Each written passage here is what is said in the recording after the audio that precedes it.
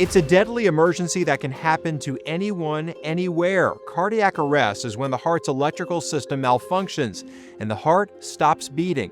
According to the American Heart Association, each year more than 350,000 cardiac arrests occur outside of the hospital. Which is why experts say it's important to know how to save a life with cardiac pulmonary resuscitation, or CPR. No matter what we do or what we have as far as technology in the ER, if they don't make it to us, there's nothing we can do. Dr. Jim Pribble helps lead Champions of the Heart in Lansing, Michigan, which provides free training in CPR and automated external defibrillators, or AEDs. The founder of the organization is well known in the sports world. Former Michigan State basketball coach Mike Garland created the nonprofit after he survived cardiac arrest. I wanted to start Champions of the Heart to give others who were victims of cardiac arrest a second chance, just like I had. A marathoner who frequents a high school track says she's thankful for her second chance after she suffered cardiac arrest. Reporter Caroline Hecker explains how quick thinking from onlookers saved her life. Every Tuesday, you'll find Alison Bourey on the track at Parkway North High School.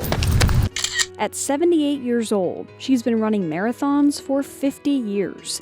But her training took a terrifying turn. I felt myself starting to get dizzy and fall, and the next thing I knew, I was sitting up in an ambulance. It wasn't until later that Alison would learn about the actions taken on the track to save her life. Practicing just feet away that day, members of the marching band.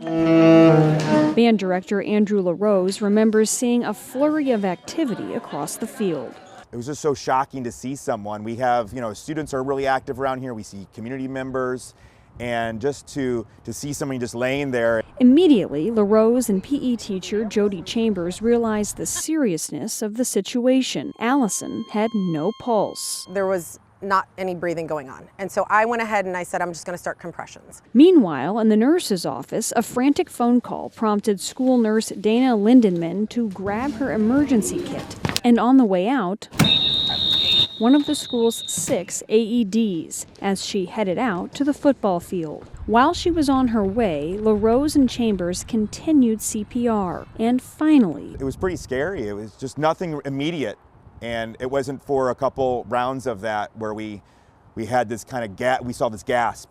Alison was breathing. If she had had to wait for me to get out there, those seconds minutes would have been lost, and her outcome definitely might have been poorer. With sirens in the distance, help was about to arrive.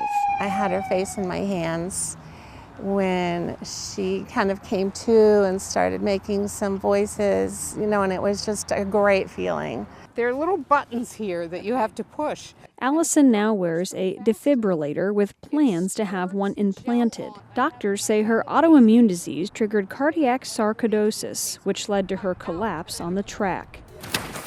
Just a week later, she was already back out training. I think what struck me first was that people didn't hesitate. They felt that they each had the capability of doing something. And that's not always the story. But it's her story, one of teamwork, action, and survival. According to the Sudden Cardiac Arrest Foundation, 40 states and Washington, D.C. require CPR training in schools. At least 24 states and D.C. require AEDs on school property.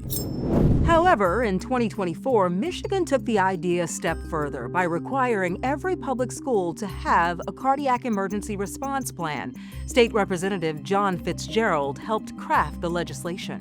What we really find is that this is something that schools have been preparing for decades. They've acquired the AED, they've acquired the knowledge, but to then actually put that in one place in a cardiac emergency response plan, to train for that, to be familiar with what will happen in that event, that may not be as formalized. More than a dozen other states have passed laws requiring cardiac emergency response plans in schools. You can learn CPR right now. We posted a video from the American Heart Association with instructions for hands-only CPR. Just head to investigatetv.com and search Learn CPR.